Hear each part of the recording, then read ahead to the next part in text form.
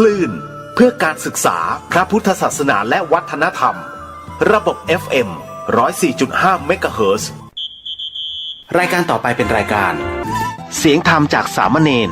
ดำเนินรายการโดยสามเณรสมพงษ์หัวข้อวันที่5มีก่อนไหนครับต่อไปหัวข้อนั้นมีก่อนพอมีข้าวจากกับผมส่งไปให้อาจารย์ตัวแล้วครับ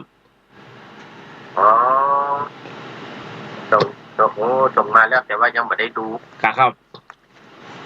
อาจารย์ผมส่งให้อาจารย์อ่านไลน์ผมด้วยเลยมันใช่มันไม่ได้เดี๋ยวจะเปิดดูก่อนมาต้องครับอาจารย์เปิดพอด้วยครับอาจารย์ส่งมาในตึงมดครับตึงเฟซบุ๊กตึงงานตึงในไลน์ครับอาจารย์ครับว่าไปก่อนความฝันของพระเจ้าประเสริฐที่โกศลนะอาจารย์ครับเราพระเจ้าประทานนายไว้16 ข้อมันจะคล้ายคาผมขอเมตตาอาจารย์ถามอาจารย์นะครับว่าอนาคตสูตรนะครับแปลว่าอย่างครับอนาคตสูตรนะครับหรืออนาคตหรืออนาคตนะครับแต่ว่าเป็นสูตรที่ทำนายเขาเรียกว่าเป็นสูตรที่ทำนายเรื่องที่จะเกิดขึ้นในภายภาคหน้าครับผมว่ามันจะคล้องจองกับกรรมทำนายของพระพุทธเจ้าที่ทำนายไว้กับพระเจ้าประเสริฐที่โกศลนะจ๊ะครับมันจะคล้ายกันก่อนมันจะคล้ายๆกันก่อนจ๊ะครับตัวอันเดียวกันไม่ใช่ครับบ่ใช่อันเดียวกันจ๊ะครับมันเพิ่นบอกว่าอย่างนี้นะอนาคตสูตรนะครับอนาคตว่าอนาคตครับลองอ่านนิดหน่อยมีอนาคตสูตรเนาะเพราะว่าวัดจะล้างคนนางจะพยองเงินทองจะเป็นพระเจ้าคนเท่าจะกำพร้าจอมพระราจะมุนหมองพี่น้องจะเป็นศัตรูครูจะกลัวชิดพิษจะเป็นทุกข์ลูกจะล้างผานคนพานจะอหังการคนบ้าจะเด่นดังคนมีตังจะเป็นใหญ่อันนี้ของปัญญาละแวกเนาะบอกฮู้อาจารย์ผมหันว่าเพิ่นเขียนว่าเป็นอนาคตสูตรเลยครับปัญญาละแวกเอาไปเขียนเป็นคำคล้องจองกันแล้วครับต้องเอาที่ในสูตรในในธรรมบทครับในธรรมบทนี่มันจะเป็นข้อตั้งแต่ข้อ1มาไอ้ที่งัวจะโจทย์กันอันเป็นข้อที่1นะจ๊ะครับอันนี้เหมือนกับว่าพระเจ้าที่ประเสริฐที่โกศลที่เปิ้นฝันเนี่ยนะจ๊ะครับข้อที่1นะครับพระเจ้าประเสริฐที่โกศลเปิ้นฝันว่ามีงัวปูสีเหมือนกับดอกอัญชัน4 ตัวต่างคิดจะโจรกันเอาอันนี้ดีกว่าอันนี้ดีกว่านะครับอันนี้ดีกว่าก็ปากันเบ่งเข้าสู่สนามหลวงจากทั้ง4ทิศฝูงมัวฝูงชนต่างรอดูประชาชนต่างเฝ้าดูนะจ๊ะโคทั้ง4ต่างก็ส่งเสียงคำรามแต่แล้วก็ถอยเอาไปมาโจรกันสักกรรมครับแม่อันนี้พระเจ้าเพิ่นทำนายไว้ว่าขออาจารย์เมตตาขยายอันเป็นขยายยาวหน่อยนักนะครับจ๊ะครับว่าพระเจ้าเพิ่นทำนายว่าในอนาคตนะจ๊ะครับในช่วงพระศาสนาของพระองค์เมื่อโลกหมุนไปถึงจุดที่4เสื่อมลงมนุษย์มาตั้งอยู่ในศีลในธรรมฝนฟ้าจากแล้งทุกขภัยจะเกิดขึ้นคล้ายเมฆตั้งเขาจะมีฝนมีเสียงคำรามกระหึ่มแต่แล้วก็ตกกลับหายไปเลยเหมือนกับเปรี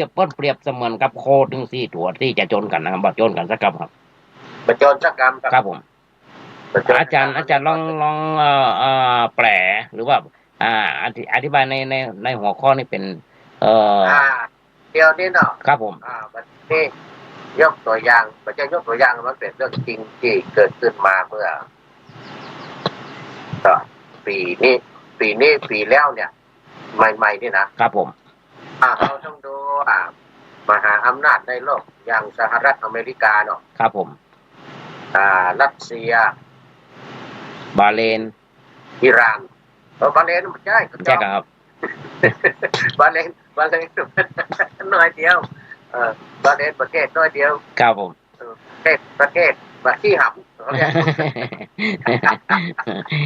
อิสราเอล ต้องเอาประเทศที่มหาอำนาจใหญ่ ครับผม ๆอย่างสหรัฐเนี่ยอิหร่านแล้วก็รัสเซียจีนเอาสี่เอาสี่ เอาสี่ครับ ทีนี้งัวกี่ตัว2 ตัวครับ 4 ตัวครับ 4 ตัวเอา4 ตัวนี่เนี่ย ทั้ง4ที่อาจารย์ครับ 4 ที่เนาะ ครับผม มา4 ที่กำลังวิ่งเข้ามาเหมือนจะโจนกัน มันจะโจนกันแล้วไปโจนกันสักกรรมครับ โอ้ลมแตกบึ้งมาสุดที่นั่น มาโจนสักกรรมครับผมมาโจนสักกรรมนะครับมาโจนกันสักกรรม ประเดี๋ยวเนี่ยตะกี้นี่ผมกับป้าหน้ามาหน่อยนะครับ ผม ป้าหน้าผ่านมาหน่อยหมูเนี่ยที่หมูที่ว่า มันจะบัดงัวบัดโจนเลยก็ว่าเพราะว่าหมูมหาอำนาจใหญ่ๆมันเนี่ยมันกระหึ่มมาทำท่าว่าจะลบกันนี่นะ จะลบราค่าซื้อกัน การประเดี๋ยวนี้ยังเอาใหม่เนี่ยใหม่เมื่อสัก10 วัน 4-5 วันมาเนี่ยผ่านวันเนี้ย ครับผม อิหร่านกับมันสหรัฐเนาะ ครับผม อิหร่านกับสหรัฐโอ้ถึงครั้งดึงนั่งเนี่ยนะว่านะครับ ว่าโมอเมริกาเนี่ยส่วนใหญ่เขาแบบยุยงเพื่อนไม่ใช่ยุยงอ่ะเขาว่าจริงอ่ะคือคือโจไบเดนนี่นะประธานาธิบดีของสหรัฐเนี่ย ครับผม ยิงอิหร่าน ครับ คือยิงอิหร่านเขายิงเข้าไปในประเทศอิหร่านเลยเพราะว่าเขาถือว่าอิหร่านเนี่ยเป็นคนดุหลังกลุ่มติดอาวุธต่างๆที่ไปยิงค่ายของสหรัฐจอร์แดนในจอร์แดนนะครับ ผม ทหารตายไป3 คนนะครับ ผม ความจริงปีนี้97ตึกแล้วที่ค่ายทหารทหารของสหรัฐในตะวันออกกลางที่ถูกโจมตีนะครับ ผม ทั้งในจอร์แดนในอิรักในซีเรียในปากีสถานเนี่ยแถวๆนี้นะครับ ที่สหรัฐมีฐานทหารอยู่เนี่ยนะครับ ผม หมู่กลุ่มติดอาวุธเขาเรียกว่าเป็นกลุ่มผู้ก่อการร้ายแต่ความจริงใช่หมู่นี่ก็คือกลุ่มที่เขาต้องการจะเอาที่ดินคืนเอาที่คืนต้องการจะขับไล่กองทหารของสหรัฐออกจากตะวันออกกลาง ครับผม เขาจะมาฮืออยู่แล้วเขาก็ไปทำลายไปโจมตีส่งโดรนไปโจมตีแต่ว่ามันหมดตายหมกเสียหายเล็กๆน้อยๆพอมาข้างหลังสุดเนี่ยที่จอร์แดนอันนี้ทหารตายไป3 คนเลือดร้อนกันใหญ่เลยทีนี้ทหารตายไป3 คนกับเขาก็โจทย์กันว่าประธานาธิบดีสหรัฐเนี่ยตอนบาเด็ดขาดบาเข้มข้นบาเด็ดขาดเนี่ยนะเขาก็ปิดเพื่อนโจไบเดนเนี่ยต้องทำอย่างใดอย่างหนึ่งละแต่ก็ดีต้องยิงเข้าไปในอิหร่านเลยเถอะอันนี้แล้วทางอิหร่านก่อนฮึ่มเหมือนกัน ครับ ฮึ่มเหมือนกันส่งเงินไปยิงไปยิงนี่ไปยิงปากีสถานไปยิงที่เออร์บิลไปยิงที่อิรักนะครับ ผม ยิงยิงนี่เอาละ เอาเหมือนกันนะโคตรแต่ไอซิสไปกลุ่มไอซิสเนี่ยนะกลุ่มติดอาวุธเหมือนกันไปปล่อยระเบิดที่อิหร่านตายไป100 ฝ่าย อาจารย์ครับ มันเป็น เจ็บปวดอย่าง อาจารย์ครับ ร้อย มันเป็น เดี๋ยวมันอย่างนี้เนี่ย ครับผม ใน2 ฝ่ายอันนี้สองฝ่ายเนี่ยก็คือมาจะยิงกันจะไปยิงก็จะฮุบกันก็จะท่านอย่างก็เข้าจะสู้กันโดยตรงก็จะเปิดศึกแบบเปิดหน้าระหว่างประเทศอิหร่านกับสหรัฐอย่างเงี้ยนะครับ ผม พุ่มกันไปพุ่มกันมาอย่างเนี้ยอันนี้คืองัว2 ตัวมาจากที่เหนือกับที่ใต้ ครับผม ทิศตะวันออกกับทิศตะวันตกในนั้น ครับผม อย่างอื่นๆก็อย่างที่ผ่านมาก็อย่างรัสเซียกับสหรัฐรัสเซียกับสหรัฐกับหมู่เขาเรียกว่านาโต้หมู่นาโต้ไว้นะครับเดี๋ยวนี้ก็รุ่มห้ำรุ่มห้ำทำกันท่องประทำกันท่องปล่อยระเบิดท่องคนไอ้ทำลายท่อแก๊สนอกตูสะแท้อย่างนั้นครับผมมันเป็นผลเสียหายมาถึงประเทศไทยนะจ๊ะครับมันลอกกันมาใครจะทำก็บ่ทำเถอะใครจะเปิดซึกใครจะพบกันยังบ่าใจเถอะอย่างเนี่ยลอกกันไปลอกกันมาอย่างสหรัฐนี่ส่วนใหญ่เนี่ยสงครามนะครั้งที่1ครั้งที่2ที่ผ่านมาเนี่ยสหรัฐนี่จะปล่อยคือประเทศอื่นพบกันไปก่อนจนอ่อนเพลียแรงแล้วแกเข้าไปทีหลังชนะคน2 เดือนใช้วิธีอย่างนั้นประเดี๋ยวนี้แกกับมานักแบบเนี้ยสหรัฐนี่นะแกบอกแบบเนี้ยบอกว่าประกาศบอกว่าไม่แสวงหาความขัดแย้งใดๆในโลกเหมือนกันนะแต่ถ้ามีคนมาทำร้ายทำอันตรายทหารของเราเนี่ยเราก็จะเอาคืนทันทีนะฮะรู้ป่ะไม่ใช่หรอกแล้วก็ตอนหน้านั่นก็ประเดี๋ยวอย่างประเดี๋ยวเนี่ยตอนหน้านั่นก็จีนกับสหรัฐนี่นะครับผมว่าไปยั่วยุไปส่งรัฐมนตรีต่างประเทศอย่างไปที่ไต้หวันไปสนับสนุนไต้หวันทำท่าเหมือนกับว่าจะแยกออกเป็นประเทศเอกราชอย่างนี้นะครับทำท่าเป็นแบบนี้เสร็จแล้วก็มายั่วยุทางจีนก็เอาต้องไปออกไปซ้อมรบรอบเกาะไต้หวัน4 วันวันนี้นะครับผมปีแล้วก็เหมือนกันนะปีแรกก็เอาเรือรบเอาอย่างไปปาดหน้าตัดหน้ากันกับสหรัฐตรงนี้ในช่องแคบครับผมไต้หวันตรงนี้นะเนี่ยอย่างเงี้ยมันยังเหมือนเนี้ยแท้เตื้อครับผมแค่เพิ่นแค่กระหึ่มบาดายนี่นะจังครับแค่กระหึ่มกันบาดายที่คนเสียมาถึงประเทศไทยนะจังครับคนเสียถึงประเทศไทยนะครับเพราะว่าน้ำมันก็แพงแก๊สก็แพงนะจังครับครับอย่างเยนรัสเซียบุกเข้าไปยูเครนเนี่ยประเดี๋ยวนี้ก็เสียไปทั่วโลกเศรษฐกิจครับผมเศรษฐกิจทั่วโลกอย่างโดยเฉพาะหมู่ยุโรปแต่ของแกดีเนอะครับผมรัสเซียนะเศรษฐกิจแกดีอาจารย์ครับแล้วขอประมวลเป็นถึงในเรื่องของในเรื่องของธรรมะอาจารย์ครับผมว่ามันเป็นกรรมของประเทศอย่างที่ทำลายพระพุทธรูปองค์ใหญ่ที่อยู่ในถ้ำนี่เมืองใหญ่บาเลนว่าอย่างไรครับท่านเดี๋ยวเมืองใหญ่เข้ามากราบโอ้ที่ผ่านไปหลายคนลืมอ่านกราบถวายความเคารพครับอยากฟังเทศตัวอย่างกราบปากเป็นโอ้ยนี่ทำเมืองมาละอันนี้จะเอากราบฝ่ายครับมาจ้ะเอาไว้ก่อนสาธุครับสาธุต้องเห็นท่านพระครูวัดขจิตมาแล้วครับโกศลเดี๋ยวก่อนโกศลสุตตะนิทานพระครูใหม่กระเดียววันที่25คุณจะพระสิงห์เชียงใหม่เนี่ยครับพระสิงห์เชียงใหม่ครับอุทัยครับอาจารย์มหาอุทัยครับครูประดับนะอาจารย์ครับประมวลเข้าในนี้หน่อยอาจารย์ครับว่ามันเป็นกรรมของประเทศอย่าง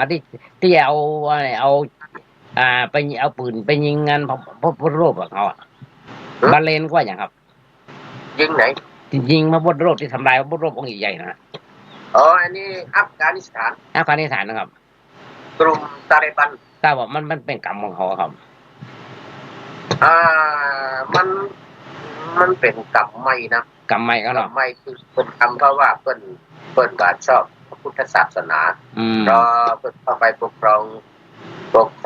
ประเทศอัฟกานิสถานก็ทำลายพระพุทธรูปใหญ่แล้วประเดี๋ยวนี้เพิ่นก็แบ่งไส้เนาะครับแบ่งแดนหลายพันปีนะองค์นั้นนะอันนี้มันดั้งเดิมหรอครับผมสมัยก่อนแถวอัฟกานิสถานปากีสถานพวกนี้มันเป็นชมพูทวีปโบสเป็นพุทธศาสนาโบสครับครับผมเจ้าอโศกส่งไป9 สายนะครับไปสายทางเนี้ย ทางสายทางเปอร์เซียสายทางโยนกนะนี่เขาเรียกว่าสายโยนกครับผมพระพุทธศาสนาเต็มหมดเลยครับถึงนู่นนะครับรัสเซียถึงรัสเซียประเดี๋ยวนี้มีอยู่แคว้นหนึ่งที่แยกที่รัสเซียแตกไม่ใช่รัสเซียแตกเลยวะสหภาพโซเวียตนะสหภาพโซเวียตแต่ตอนนี้มีรัฐหนึ่งเป็นเรียกว่าเป็นพุทธศาสนาหมดเลยครับเป็นฝ่ายมหายานฝ่ายมหายานรัฐคาวมีเดียเป็นประเทศละเดี๋ยวนี้เป็นประเทศแล้วนั่นเป็นพุทธศาสนาฝ่ายมหายานหมดเลยครับเหมือนกับทิเบตเนี่ยครับเหมือนกับทิเบตเหมือนกับจีนญี่ปุ่นเกาหลีเวียดนามอย่างเงี้ยถ้ามาเกิดแบบผมนี่ถ้าจะเป็นผมพ้องว่าเป็นกรรมของเปิ้ลนะจ๊ะเนาะมันกรรมเก่ากรรมใหม่มันเป็นกรรมทั้งนั้นนะครับกรรมเก่ากรรมใหม่ที่เคยทำมาด้วยกันแต่ว่าที่พุทธรูปที่อัฟกานิสถานเนี่ยอันนี้เป็นข้อเรื่องของความเคร่งครัดในศาสนาของอิสลามกับศาสนามุสลิมพี่น้องชาวมุสลิมก็เป็นเคร่งครัดในศาสนาทุกคนพุทธรูปการรูปปั้นอย่างต่างๆของศาสนาอื่นเนี่ยจะประฮือรีขัดขวางเราเหมือนสมัยหนึ่งที่รัฐมนตรีในกระทรวงมหาดไทยที่เมืองไทยสมัยหนึ่งเดี๋ยวเข้าไปเป็นรัฐมนตรีแล้วก็เอาพระพุทธรูปออกในสำนักงานมาได้ครับที่อยู่ในสำนักงานมันจะมีรูปอื่นมาได้นะไม่ใช่เปิดก็อันนี้ประมวลพุทธรูปยิ่งมันยิ่งใหญ่แล้วไถ่ไปก็หันเนี่ยมันฝังหูฝังตาเปิดรัฐสัตว์ทุกคนก็บ่มีรูปปั้นครับคนบ่มีรูปปั้นจากครับนี่ประมวลอาจารย์ประมวลปันคำทำลายของพระเจ้าข้อที่1นะจ๊ะครับประมวลแล้วเนาะครับประมวลข้อที่1นี่ก็คือว่ามันจะมีเหตุการณ์ในอนาคตเนาะในอนาคตบัดตั้งอันนี้มันตั้งแต่สมัย 2,000 มาแล้วหรอครับผม 2,000 ปีแล้วที่ทำนายเนี่ย 2,600 ปีมาแล้วครับผมคุณยายน้อยเมืองใหญ่บอกว่าวัดฝายหินก็จะมีพระครูประหลัด1 รูปวัดฝายหินจะมีครูประหลัดผมยังโม้เลยใครโม้ได้ถ้าพระครูฐานะพระครูฐานะครับพระครูฐานะอย่างก็ผมยังโม้เลยอาจารย์วิศวะเจ้าบอกอันนี้ครับเมืองใหญ่บอกมานี่ครับเมืองใหญ่คุณยายน้อยเข้ามาแล้วโอ้สาธุใครน้อยใครโม้ได้ครับอาจารย์จะโม้มาอาจารย์สมัครก่อนสมัครจำว่าอาจารย์สมัครก่อนแม่นได้น้องหัวเป็นพระครูเรียนไปฎีกาจ้ะเป็นคณะของไหนรับมาเรียบร้อยแล้วครับแต่งตั้งเรียบร้อยอาจารย์สมัครมาครับสมัครกับท่านสมัครเป็นพระครูใบฎีกาครับสมัครมาได้แสดงความยินดีกับเปิ้ลเลยมีในเฟซอยู่กันอยู่ครับเอาไปมุทิตาเนี่ยครับไม่ได้ไปครับท่านพักแล้วรับพัดเรียบร้อยแล้วขอประมวลภาพขอเป็นข้อที่2ครับอาจารย์ครับครับในบนข้อที่2อันในคำฝันของอันพระเจ้าประเสริฐกุศลนะอาจารย์ครับเปิ้ลฝันว่าต้นไม้น้อยๆและก่อไผ่ใหญ่แค่คืบแค่ศอกออกดอกออกผลอันนี้ในนี้พระพุทธเจ้าเพิ่นทำนายไว้ว่าต่อไปในโลกจะเสื่อมมนุษย์แม้จะมีอายุน้อยเยาว์วัยผสมบูรณ์ที่จะมีฤดูก็มีราคาแล้วและสมสู้กันอายุยังน้อยและจะมีลูกแต่ตั้งแต่ตัวน้อยๆครับอาจารย์เปรียบแล้วเสมือนกับต้นไม้ต้นน้อยๆออกดอกออกผลเหมือนที่อู้เนี่ยเหมือนกับที่เขาอู้กันตะวันนะครับวันในไทยเอากันครับผมอาจารย์ขอขยายในคำฝันนี้นะครับครับในนี้ก็เพื่อนก็บอกมาท่านจริงมันก็บอกมาชัดเจนนะแต่ที่นี่เอามาดูว่าสถานภาพปัจจุบันเหตุการณ์ปัจจุบันจากอดีตเนาะอดีต2,000 ปี 2,600 ปีที่เพื่อนทำนายมาเนี่ยมันมาได้ในปัจจุบันนี้นักขนาดเลยโอ้จิตมาแล้วครับจิตบารัว และต่อไปนะและต่อไปนะจ๊ะครับ วัดพวงโป่งจำได้ก่อน มาจุมุจักครับ เอชินีชัยเทพมาทราบกำหนดเวลาถ่ายทอด แต่เปิดเจอ ไว้กับเจ้ายังติดตามอยู่เจ้าอยู่ขออนุโมทนาสาธุเจ้าอันนั้น เจริญพร FC FC ตัวจริง FC เก่า ครับ เอาบอกเวลาเพิ่นปกติรายการนี้เวลาประมาณถ้าเมืองไทยเนี่ยบ่าย3 โมงเริ่มถึง6 โมงเย็น3 ชั่วโมงรายการตามใจผู้ชมรายการนี้แต่วันนี้นี่ตื่นสายขอให้มาเข้า9 โมงครึ่ง9 โมงครึ่งก็ผ่านมา1 ชั่วโมงครึ่งแล้วตอนนี้กี่โมงอ่ะ4:45ครับ บ่าย 4:45เหลืออีกแหมประมาณแหมประมาณ เชื่อกับ15 นาทีมัน1 ชั่วโมง1 ชั่วโมงนะจ๊ะครับอันนี้ได้21 นาทีอยู่ครับอันนี้45แล้วครับ9 โมง 45แล้วอันนี้ได้21 นาทีอยู่ที่ไอร์แลนด์ที่ประเทศไอร์แลนด์นี้9 โมง 45ครับที่เมืองไทยบ่าย 4 โมง 45นี่เหลือเวลาอีก1 ชั่วโมงกับ15 นาทีครับผม อาจารย์ขอประมวลต่อครับอาจารย์ครับเข้ามาก็สุภาพนันทวงศ์มาแล้วสาธุสุภาพนันทวงศ์เข้ามาแล้วเดี๋ยวบอก FC ทั้งหลายว่าต่อไปเนี่ยรายการนี้มีทุกวันถ้าไม่มีอะไรเหตุข้อหรือขัดข้องเป็น ตามใจผู้ชมครับผมใครพูดอะไรเรื่องอะไรจะนำเสนอเรื่องอะไรจะถามปัญหานี่ตอนนี้สามเณรเนรวัดป่าแดงครับวัดป่าแดงกำลังสนทนาเรื่องปัญหาปัจจุบันที่กำลังเกิดขึ้นย้อนไปในอดีตคำทำนายของพระพุทธเจ้าเนาะครับผมบอกให้โยมเป็นคำทำนายขององค์พระสัมมาสัมพุทธเจ้าที่ทำนายกับพระเจ้าประเสริฐกุศลครับคำฝันครับพระเจ้าประเสริฐกุศลเพิ่นได้ฝันไว้ในข้อที่2ผมว่าตั้งแต่ดึกดำบรรพ์นะจ๊ะครับเดี๋ยวนี้ข้อที่2เนี่ยข้อที่2นั้นเป็นจากดึกดำบรรพ์จะเป็นต่อไปแบบนี้นะจ๊ะครับเนี่ยครับผมข้อที่2มันกันเดี๋ยวนี้ก็คือว่ามันมีวาเลนไทน์เข้ามาครับวันวาเลนไทน์เข้ามาเขาก็เลยละละครความจริงเป้าหมายของวาเลนไทน์ของคนนี้นะเส้นวาเลนไทน์นี่นะมันเพิ่นบ่ใช่เรื่องการมีผัวมีเมียแต่งงานกันละครไปจดทะเบียนแต่งงานกันวันวาเลนไทน์ไม่ใช่ครับครับผมของเพิ่นเป็นแสดงความรักแล้วก็ความรักคือละครเส้นวาเลนไทน์นี่นะครับผมเอารางวัลเอาอย่างไปแจกไปคือละครแสดงความรักระหว่างผู้ใหญ่กับละครนะครับคนทั่วไปเส้นวาเลนไทน์นะครับผมแต่เมื่อเดียวนี้เขามาตีความหมายโดยเฉพาะมาที่เมืองไทยทางเมืองนอกเพิ่นก็มาตื่นเต้นอย่างนั้นครับครับเนี่ยทางเมืองนอกต่างประเทศเนี่ยคนประเทศตื่นเต้นอย่างนี้ก็วาเลนไทน์มีในเมืองไทยเนี่ยมันเพี้ยนไปนักครับผมเข้ามาในเมืองไทยแล้วคนไทยก็เอามาตีเป็นเรื่องจู้สาวเรื่องแต่งงานกันเรื่องมีผัวมีเมียเรื่องการเสพกาม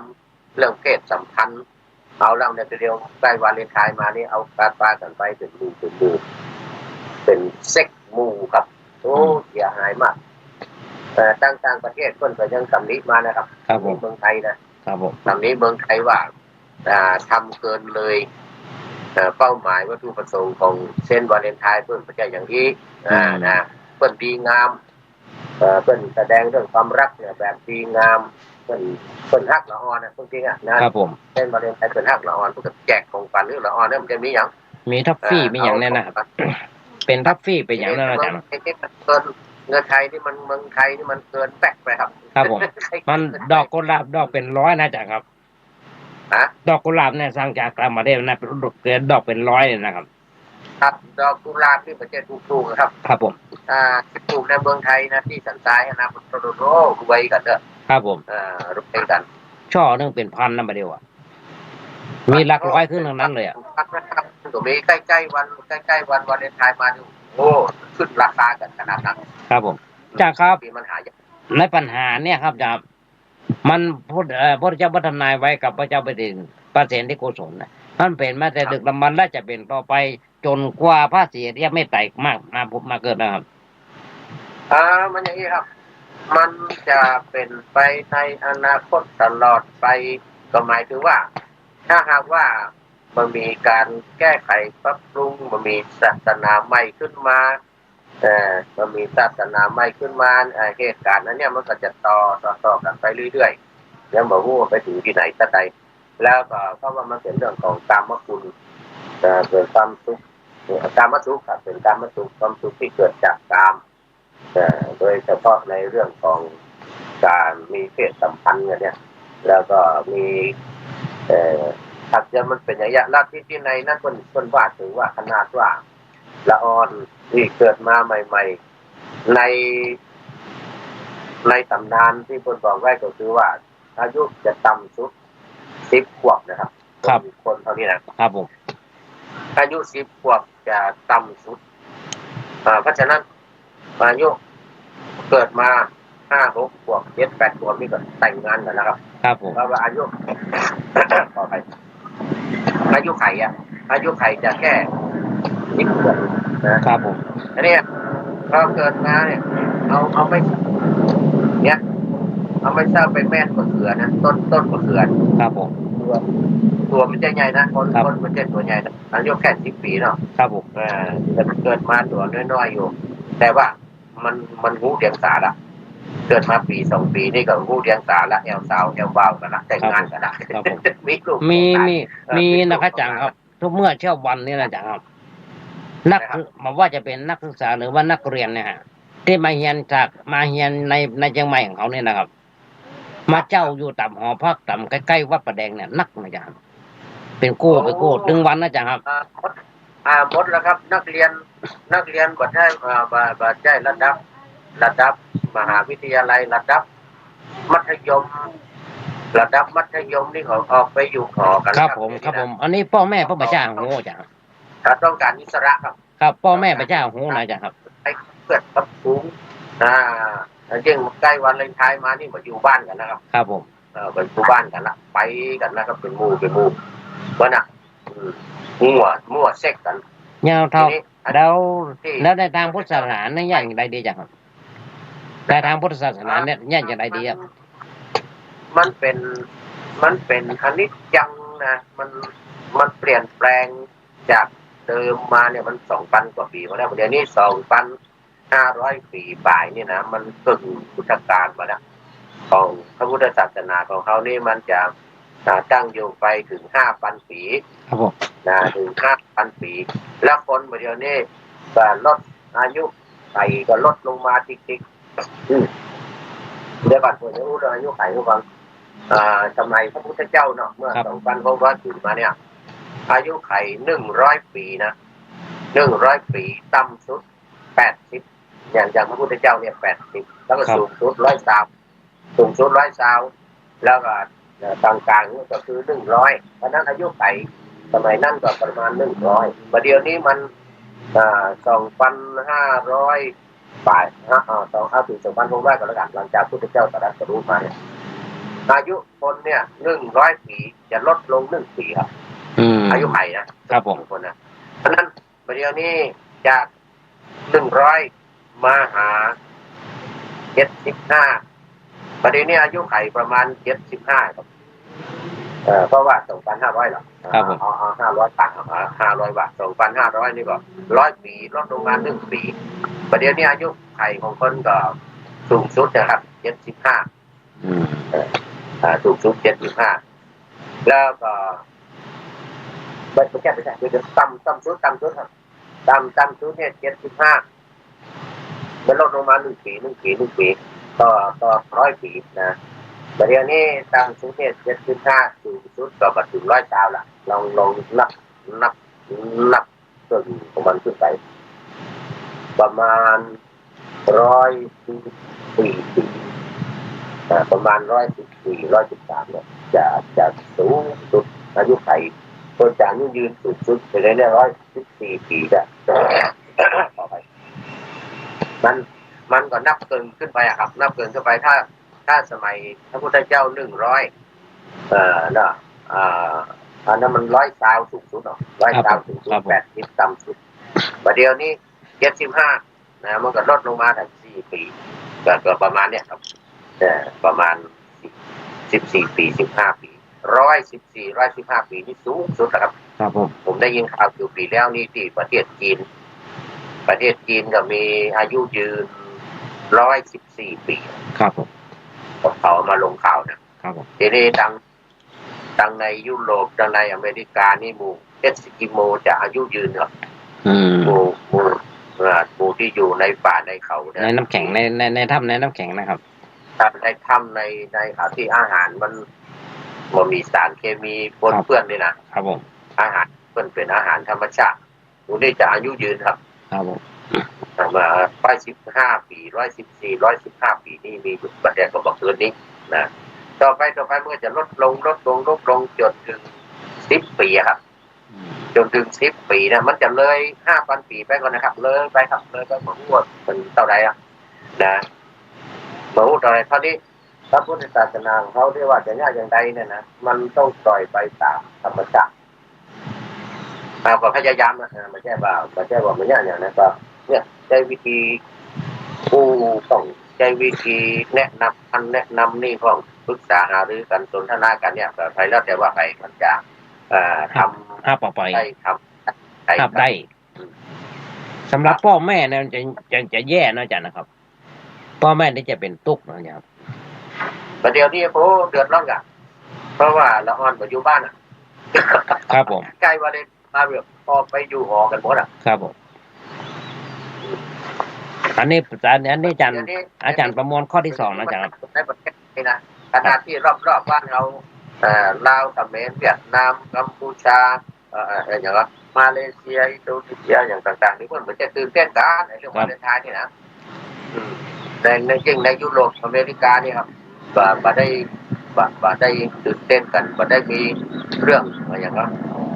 แต่งงานเรื่องเซ็กมูเรื่องอะไรอย่างต่างๆนี่นะเหมือนเมืองไทยครับเดี๋ยวนี้เมืองไทยเนี่ยนักเดือดร้อนกันหนักขนาดเพราะว่าเขาไปลัทธิใหม่ไอ้วาเลนไทน์เนี่ยเข้ามา4-5 ปีมานี้เป็นมีการไปจดทะเบียนอำเภอเขตต่างๆที่จดทะเบียนแต่งงานนี่นะจนคนล้นพอเหลือเสร็จแล้วพอแต่งงานกันแล้วจดทะเบียนกันแล้วยาเพราะเดือดร้อนถึงเขตถึงอำเภอเพราะยากันเพราะคิดกันเถียงกันอยู่ด้วยกันมาได้เอายากันเดือดร้อนกันเนี่ยแต่ว่ามันเป็นไปในทางที่เขาบอกว่ามันทำให้คนทักกันที่มีสู้มีกินแต่งงานอย่างกันเนี่ยแต่บางทีมันก็เลยเกิดประเพณีวัฒนธรรมเดิมวัฒนธรรมเก่าของไทยเขาแต่อย่างที่เนี่ยแต่มันมีใหม่ขึ้นมาก็รุ่มเอาเลยอนุโลมกันไปก็มาจ้างแต่ว่าอย่างไรก็คงจะเหมือนที่ก็คงจะเหมือนหลวงพ่อพุทธทาสว่าถ้าสัมมาแม่กลับมาโลกาจะวินาศนะอาจารย์เนาะจ้ะครับเหมือนหลวงพ่อพุทธทาสว่านั่นเนาะมันในหัวข้อที่2ที่กลับเรียนถามอาจารย์นี่นะครับในหัวข้อที่2นะผมว่ามันจะเข้ามาคล้องจองกับข้อที่3ที่ผมจะถามอาจารย์เดี๋ยวนี้ว่าข้อที่3ว่าไงข้อที่3ที่ว่าเปิ้นฝันพระเจ้าปาเสที่กุศลฝันว่าหันแม่โคตัวใหญ่ๆป้ากันกินนมลูกโคที่กล้าเกิดอันนี้พระเจ้าทำนายว่าอนาคตนะครับครับอนาคตการเคารพนอบผู้ใหญ่เช่นพ่อแม่ครูบาอาจารย์จะเสื่อมถอยคนเฒ่าคนแก่พ่อแม่จะหมดที่พึ่งหาเลี้ยงตัวเก่าบ่ได้ก็ต้องง้อประจบกับลูกกับเต้าเหมือนกับแม่โคที่กินนมลูกนะครับ เป็นแบบนั้นจริงๆนะอาจารย์ครับประเดี๋ยวนี้ประเดี๋ยวนี้มันก็อย่างนั้นนะครับมันเขาต้องดูว่าวัฒนธรรมประเพณีของแต่ละประเทศของแต่ละเมืองเนี่ยมันต่างกันถ้ามาทางในยุโรปเนี่ยนะทางในยุโรปอเมริกาเนี่ยทางตะวันตกนี่เดียวทางตะวันตกกับตะวันออกนี่จะเหมือนกันของเปิ้นทางตะวันตกเนี่ยเปิ้นถึงเปิ้นแบบเปิ้นกันมาเมินนะครับครับเปิ้นบ่ได้เปิ้นแบบเปิ้นบ่ได้หมายถึงว่าประเพณีของเปิ้นเนี่ยละอ่อนอายุ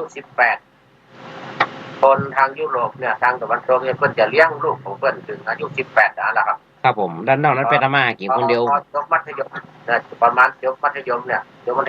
ไปเรียนมหาวิทยาลัยเนี่ยต้องออกจากบ้านแล้วครับออกจากบ้านแล้วพ่อแม่บ่เอาเงินของพ่อแม่ละไปทำงานไปหาเงินเลี้ยงตัวเองเสร็จแล้วก็จะเรียนต่อปริญญาตรีโทเอกเนี่ยเขาจะต้องหาเงินเองไปกู้ของรัฐบาลของหรืออะไรอย่างที่จะได้เงินมาเรียนหนังสือเองนะครับพ่อแม่เบานะครับพ่อแม่เขาจะมาส่งแล้วก็ลูกนี่ก็จะออกจากบ้านละจะมาอยู่ด้วยพ่อแม่โดยออกจากบ้านไปเลยไปหาเจ้าอยู่ที่นั่นที่นี่ไปทำการทำงานไปอย่างตรงตามวิถีทางของเพื่อนนะแต่ก็ไม่ได้หมายถึงว่าลืมพ่อลืมแม่นะครับผมปีนั้นก็มาแอลหาการเดือนหนึ่งจ้ะก็มันคงจะเหมือนที่โอกัตวานะอาจารย์ครับคงจะเหมือนกับที่โอกัตวาว่าเดี๋ยวก่อนครับผมทีนี้เขาจะอย่างนี้เขาจะย้อนมาถึงพูดถึงทางตะวันออกทางเมืองไทยทางประเทศต่างๆในทางเอเชียทางตะวันออกของเขาเนี่ยมันจะเหมือนกับตะวันตกคือเขาจะเลี้ยงดูลูกเนี่ยไปเรียนหนังสือขนาดอยู่มหาวิทยาลัยก็ยังเลี้ยงอยู่ครับผมยังส่งเงินส่งอย่างคือเรียนคือศึกษาอยู่แต่ถึงแม้ว่าจะมีกยศมียืมเงินนั่นยืมเงินนี่ได้มาช่วยเหลือก็มีแต่ว่าประเพณีเดิมของเขาเนี่ยก็คือยังต้องส่งจนจบปริญญาตรีปริญญาโทปริญญาเอกนะแล้วก็เวลาอยู่เนี่ยประเพณีไทยเขาเนี่ยก็จะอยู่กับพ่อกับแม่แต่งงานบางทีอย่างอินเดียนี่ชายไม่หญิงต้องมาอยู่บ้านเขาชายอย่างเงี้ยก็มาอยู่ด้วยกันไปมันจะเหมือนกันตะวันตกทีนี้ในกรณีที่ว่าปัญหาที่ถามมาเนี่ยมันพ่อแม่ว่าไปใครได้เพิ่งลูกเนี่ยก็เพราะว่าสถานการณ์ปัจจุบันเหตุการณ์ลูกใหญ่ขึ้นมาแล้วได้การได้งานไปทำการทำงานเนี่ยจนใจก็มันก็ได้เพิ่งปิกมาพันป้าพ่อแม่บ่ใครได้เพิ่งนะครับมันครับว่ามันเก่าเพราะมันสักวันเปิ้นครับว่าภาษิตโบราณว่าขายควายส่งคนเรียนก็ขายให้ขายหน้าส่งควายเรียนนะจ๊ะส่งคือลูกเรียนเสร็จแล้วก็พอได้ทำการทำงานมาก็แต่งงานก็มีภาระหน้าที่ปันพอเอาลูกมาแม่เลี้ยงครับผมเลี้ยงหลานเลี้ยงบัดเดียวนี้นะอาจารย์ครับอาจารย์ครับไปดูบ้านธรรมปกรณ์นะอาจารย์ครับบ้านพักคนชราเนี่ยครับอาจารย์ครับบ้านธรรมปกรณ์เนี่ยเอาพ่อเอาแม่ไปไว้ให้กับมีนะอาจารย์ครับโอ้ประเดี๋ยวนี้ต้องเอาไปบ้านพักคนชราต้องเอาไปบ้านที่คนรับเลี้ยงดูนะเชียงใหม่นี่เป็นบ้านธรรมปกรณ์นะครับธรรมปกรณ์นั่นเป็นบ้านคนชรานั่นเอาไปฝากเอาไปที่บ่มีคนดูแลครับแต่ที่อื่นนี่จะมีหมู่บ้านอย่างตั้งหนองหอยตั้งหลายที่นะครับผมก็จะรับจ้างครับอันนั้นต้องจ่ายเงินให้เพิ่นลูกนี่ยอมเสียลูกนี่นะยอมเสียเงินก็ต้องเอาแม่ไปไว้ที่นั่นเพิ่นเลี้ยงดูเดือนละ 15,000 ก็มี 20,000 ก็มี 30,000 ก็มีแล้วแต่ว่าอันนี้คือจะเป็นผลลักกรรมของอาจารย์ครับเพราะมันเป็นอย่างนี้ครับมันเป็นอย่างนี้คือลูกก็บ่มีเวลาที่จะดูแลพ่อแม่อย่างต้องไปทำงานเนี่ยก็มีบางทีก็ พ่อแม่ก็บาไข่สมประกอบแล้วว่าคนแก่ก็ธรรมดาเนาะ อาจารย์ครับ ลืมบอกอะไรอย่าง ลองนึกหน่อยแล้ว นี่ฟัง ครับผม เขาหมูลูกนะหมูลูกหมูหลานนะโดยเฉพาะเราอ่อนเขาก็รำคาญคนเฒ่าคนแก่ครับ ครับ ลำทานก็อุ้ยไม่อุ้ยว่าโอ้ยอย่างหมูเราเนี่ยจะขี้จะตดจะกินยังคนบอกว่าหมูเราเดี๋ยวเอาไปฝากบ้านคนชราดีกว่าเขายอมจ่ายเงินเนาะยอมจ่ายเงินเดือนหนึ่งเป็นหมื่นเพราะว่ามันสบายดีมันสบายกว่าว่ามันมีคนดูแลเนาะเรื่องอาหารการกินเรื่องเจ็บป่วยอย่างต่างๆคนดูแลหมดแล้วตัวเองก็จะได้ไปทำงานได้ไปทำการทำงานอย่างสบายไม่ต้องมายุ่งมาเดือดร้อนกับพวกวิ่งไม่วิ่งขี่มันทำเพื่อเสียเวลามันทำเพื่อการทำงานเนี่ยมันสะดวกนะลูกไหนจะต้องส่งลูกไปเรียนไหนต้องทำอาหารการกินคือลูกที่ต้องมาดูแลแม่ครับต้องมาดูแลอุ้ยครับนี่นะมันบัดสะดวกเอาไปไว้บ้านคนชราได้ก็มีเงินเราไปทำการทำงานสะดวกสบายแล้วมีเงินก็เอาไปจ่ายซึ่งคนดูแลคนมีคนดูแลมีคนรับนะมีคนรับอย่างนี้มีตักกับประเดี๋ยวนี้ทั่วถ้าใช่ว่าจะทั่วเมืองไทยอ่ะมัน แต่ในเชียงใหม่ หันภาพหันข่าวแล้ว มันเป็นหน้าสังเวชนะอาจารย์ครับ เป็นหน้าสังเวชคือลองก็กระจายครับว่าละอ่อนแต่ละคนนะที่เพิ่นส่งเรียนน่ะจบปริญญาตรีเนี่ยอายุ22อายุ22พ่อแม่เลี้ยงเพิ่นมาตั้งแต่ต้อง8-9 เดือน แล้วเกิดบาใหญ่มาแล้วมาเคยนึกถึงบุญคุณของพ่อของแม่เลยตัวก็เคยขี้เคยเยี่ยวใส่เปิ้นอย่างต่างๆเปิ้นเพี้ยวพดพัดอย่างต่างๆคนเฒ่าคนแก่มันก็เป็นของธรรมดามันเป็นของธรรมดานะจากที่ว่าเปิ้นจะต้องลงลืม40ลืมหน้า50ลืมหลังมันเป็นของธรรมดานะจ๊ะครับเนี่ยเปิ้นในนี่เปิ้นบอกว่าผมจำได้ว่าไผ่คนโอ้ดาบชวนพิษนภัสตาใสนี่โยมชวนพิษมาแล้ว เข้ามาละชวนพิษนภัสตาใสอันนี้เป็นจะหูดีเพราะว่าเป็นมีละอ่อนครับครับผมคือมันเป็นอย่างนี้ครับอย่างที่บ้านแม่กระทู้เพราะว่าเขามันก็ความจริงเขาก็คิดถึงอยู่บุญคุณของพ่อแม่นี่นะแต่ว่ามันจะมีเหตุจำเป็นอย่างว่าเนี่ยเรื่องความสะดวกสบายครับมันแต่ว่าปัดมาได้การที่ว่าบ้านประกรณ์เนี่ยนะบ้านประกรณ์อันนี้นี่เป็นแบบบ่มีครับเพิ่นบ่มีลูกหลานบ่มีใครดูแลครับเพราะว่าอันนี้บ่มีจริงๆครับเพราะว่าบ่ใช่ว่าเอาไปจ้างเพิ่นเลี้ยงบ่ใช่ครับอันนี้นะที่บ้านประกรณ์นี่สำหรับว่าใครที่ขาด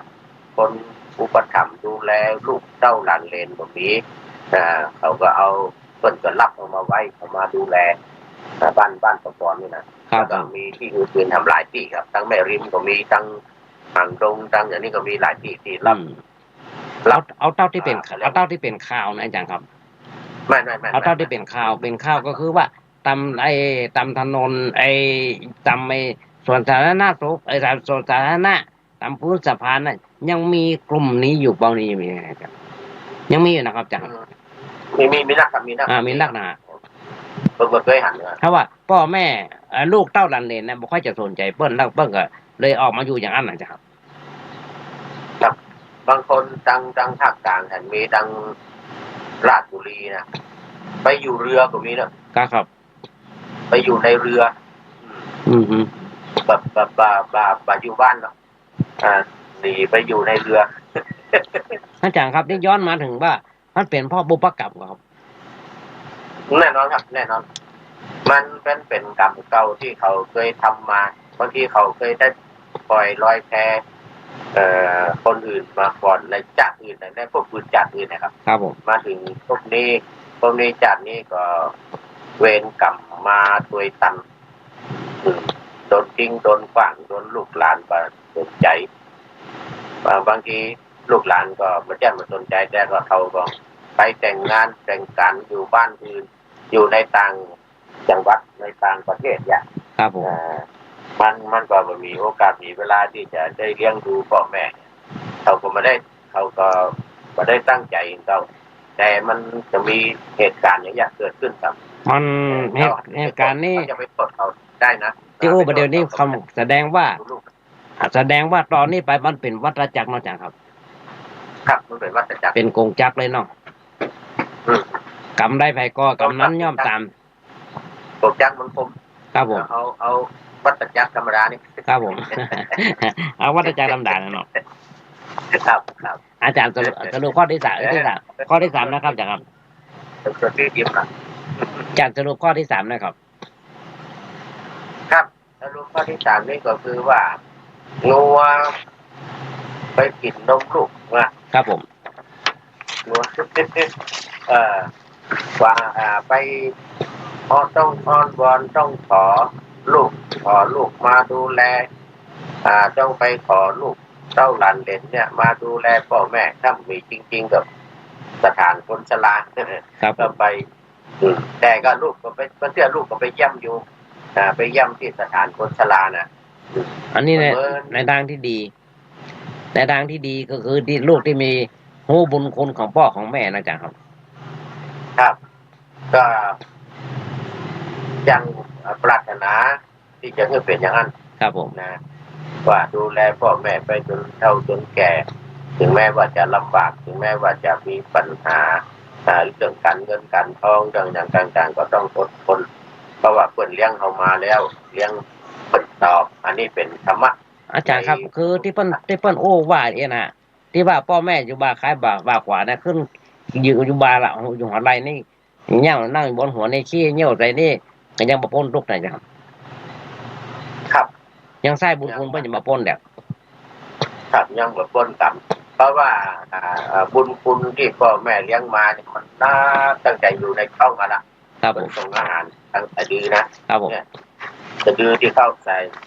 ส่ลกนั่นนะครับ ผม เพิ่นส่งอาหารเข้าไปทางนั่นหรอกเวลาอยู่ในท้องมันก็เลี้ยงมาตั้งแต่อยู่ในท้องนะครับ ผม เราเกิดมา กิน แม่ เผ็ด ทำบาปตอนที่ กินเผ็ดกินหวานกินเค็มเนี่ยก็บ่ได้ มันกินเผ็ด ที่อาจารย์เคยเทศน์ในเรื่องของน้ำมัสสีอาจารย์ ครับ ที่ตอนเพิ่นเจ็บท้องอะครับ บางทีเจ็บท้องที่จะเกิดลูกอ่ะ เข้าที่จะเกิดลูกอ่ะจำได้เหรอครับ โอ้นะครับก็มีอยู่แต่ส่วนใหญ่เพิ่นจะเอาตอนเรียกปัด ห้องขวัญน้ำมัสสีครับ ห้องปัดไม่ทำจะย้อนส่วนใหญ่ที่จะเป็นเน้นกันที่ห้องปัดมันก็เกี่ยวข้องกันอยู่กับเรื่องกตัญญูกตเวทีเนี่ยนะครับ ผมครับทีนี้เขามาสรุปข้อนี้ว่าการที่พ่อแม่ต้องอ้อนวอนต้องขอต้องบ่มีใครดูแลก็ต้องง้อหาลูกนะต้องถามหาลูกหาหลานเนี่ย ก็เป็นส่วนที่เราจะต้องได้เอาน้อมนำเอาธรรมะของพระพุทธเจ้าเนี่ยมาว่าในที่นี้ปฏิบัตินะครับ ครับผม ในที่นี้ปฏิบัติในข้อที่ว่าลูกบำรุงพ่อแม่เวลาเฒ่าแก่ลูกควรจะสืบวงตระกูลของพ่อแม่นะเวลาเฒ่าเวลาแก่ อันนี้มีอุปมาอุปไมยมีเรื่องราวที่เกิดขึ้นนะครับ ครับผม เกี่ยวกับลูกมาเลี้ยงดูพ่อแม่นี่นะครับ ผมมาย้อน มันเป็นเพราะสาเหตุหลายอย่าง ครับผม รวมทั้งกรรมเก่าของในจักรเก่าฝั่งหลังมาโดยมาตัด แล้วจังกับไม่โดยแล้วมาย้อนนี่อาจารย์มันลองมาสังเกตนี่นะอาจารย์ครับยุคก่อนสมัยละก่อนน่ะเขาเลี้ยงเพิ่นด้วยน้ำนมของพ่อของแม่นะอาจารย์ครับเขาเลี้ยงนมด้วยของแม่ น้ำนมแม่ประเดี๋ยวนี้เลี้ยงด้วยน้ำนมวัวนมควายนะอาจารย์ครับ มันมีเป็นบางกรณีเนาะเป็นบางกรณีที่ ส่วนมาก บางคนแม่ของละอ่อนบางคนก็เพิ่นบ่มีน้ำนมอ่ะ ครับผม มันมีน้ำนมแล้วก็ต้องไปเอานมที่เพิ่นเอาจากวัวจากควายนมผงนมบางอย่างที่เพิ่นแปลงแล้วก็จะไล่ต่างมาเลี้ยงลูกก็เลยทำให้ลูกเนี่ยขาด ขาดสายเลือด ขาดสายเลือด ของแม่ ครับผม ขาดสายเลือดแม่ที่จะมาดื่มมากินมันก็เลยทำให้เกิดลูกเนี่ยบักให้มีความ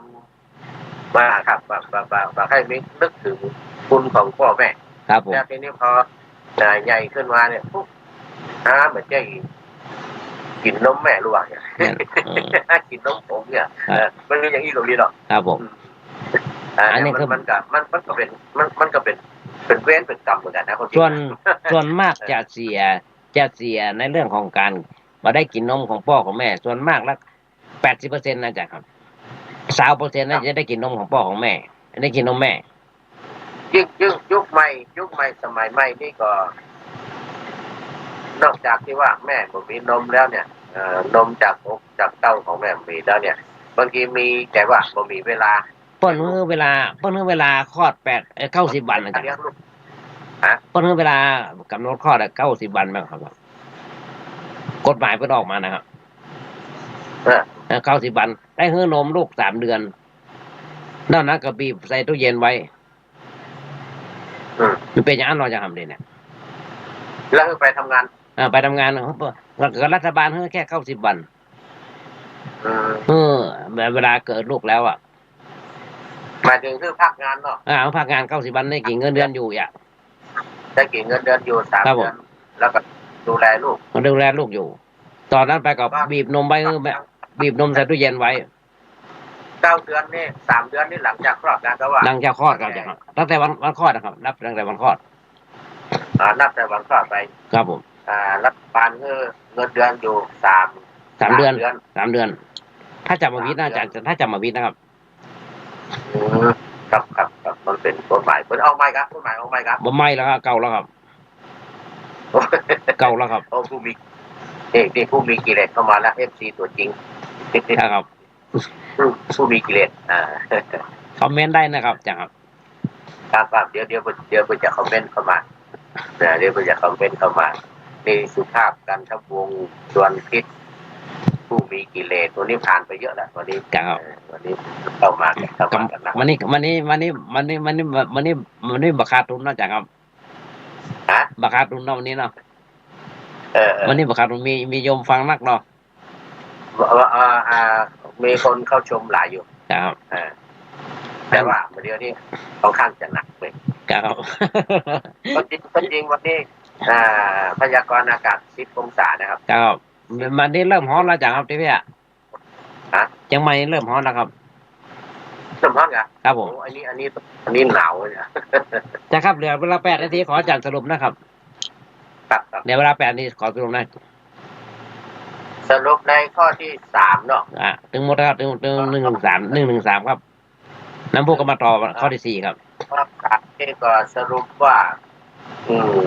การจะแก้ไขปรับปรุงเนี่ยก็คือนอกจากทางรัฐบาลจะเอื้อเฟื้อแล้วเนี่ยก็ลูกเต้าหลานเหลนก็ขอให้ได้มีหาโอกาสหาเวลาถ้าประจำเป็นอย่างเต้าใดก็จะไปเอาไปฝากไปเปิดเลี้ยงเพื่อไปตามดูแลพ่อแม่ผมผู้เหลือก็ได้เนอะโอ้ผู้มีกิเลสบอกว่ากำเมืองที่เขาอู้กันในคนฟังก็รู้เรื่องครับไปยังก็เดียวขออภัยเดียวท่านเน้นน้อยมดก็ยังเหลือเวลานักอยู่ครับผมเหลือเวลานักอยู่ตอนนี้กำลัง10:17 นาทีละครับอันอู้ไทยมันบาดทอบนะจังครับอู้ไทยแล้วมันเจ็บแอวจังครับอู้ไทยเจ็บแอวครับผมเจ็บแอวครับขออภัยผู้มีกิเลสบอกว่าเคยอยู่เมืองเหนือครับแต่ว่าเป็นคนนครศรีธรรมราชเป็นคนนครแต่ว่าเคยอยู่เมืองเหนือฟังได้ฟังออกแต่ว่าผู้ก็ได้มายังแคลนหน่อยกันยังแคลนหน่อยครับอันนี้เปิดผู้ก็ได้ยังแคลนหน่อยแต่ฟังนี่ก็ได้อยู่ครับผมยังแคลนหน่อยเข้าใจแต่ว่าเปิดผู้ก็ได้ครับผมสับเงินครับที่พระพุทธเจ้าว่าสัพพะปัสสะอาการนังการมาทำบาปทั้งปวงนั้นเป็นสิ่งที่ดีที่สุดมั้ยจ๊ะครับเนนลุกมาแต่ ใดอ๋อโยมถาม ว่า โยมถามสามเณรมาจากที่ไหนวัดไหนอย่างไร วัดป่าแดงจากวัดเชียงใหม่ค่ะ อ๋อวัดป่าแดงมหาวิหาร ครับผม วัดป่าแดงหลวง เข้าป่าแดงหลวงมหาวิหารครับ วัดป่าแดงหลวงตำบลสุเทพอำเภอเมืองเชียงใหม่หลวงพ่อพระครูโกสิทธิ์ปริยัติยาพร ครับ เจ้าคณะตำบลครับ วันนั้นเพิ่งมาออกรายการนี่หรอ ครับ ท่านพระครูโกสิทธิ์เล่าถึงประวัติของวัดป่าแดง ครับผม อันนี้เพิ่นพยายามเขียนตัวเมืองเนี่ยเขียนกำเมืองเนี่ยเน้นลูกมาแต่ที่ใดแต่เขียนเหมือนหมู่ทางภาคอีสานเนี่ย ครับ มาแต่ไหน อ๋อมาจากไสมาได้ไส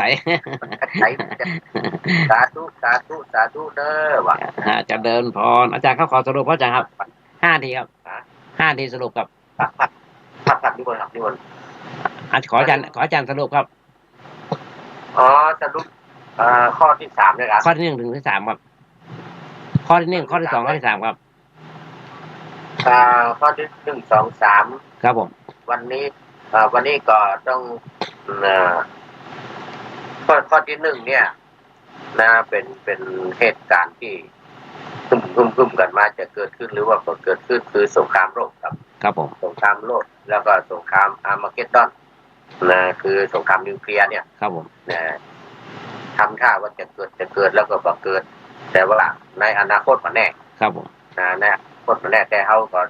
ทำใจไว้ก่อนดีใจไว้ก่อนว่าบ่เกิด มาเกิดครับ เพราะว่าเดี๋ยวนี้นะมันบ่เหมือนกับสมัยสงครามโลกครั้งที่2นะที่สหรัฐเอาอาร์มาเกดดอนไปย่อนที่ญี่ปุ่นงานาซากิกับฮิโรชิมานะครับ ผม สมัยนั้นมันมีกับมันนักครับญี่ปุ่นก็มีที่อื่นก็บ่ค่อยมีกัน เอาไปย่อน แต่ว่าประเดี๋ยวเนี่ยมันเหมือนเก่าแล้วมีหลายประเทศที่เพิ่งมีระเบิดนิวเคลียร์อย่างรัสเซียก็มีจีนก็มีอิหร่านก็มีแม้แต่ปากีสถานอินเดียอย่างนี้ก็มีครับอิสราเอลมีเป็นหนักมีเป็นร้อยครับอิสราเอลก็มีมันไม่ใช่มันมีแต่ตั้งทีเดียวประเดี๋ยวนี้คนก็วิจารณ์คนวิเคราะห์กันมาว่าคนจากประเทศต่างๆนี่จะประกล้าศใจระเบิดนิวเคลียร์จะประกล้าศใจอาร์มาเกดดอนนี่นะครับ ผม เพราะอย่าง ที่จบไปแล้วนั้นเป็นรายการเสียง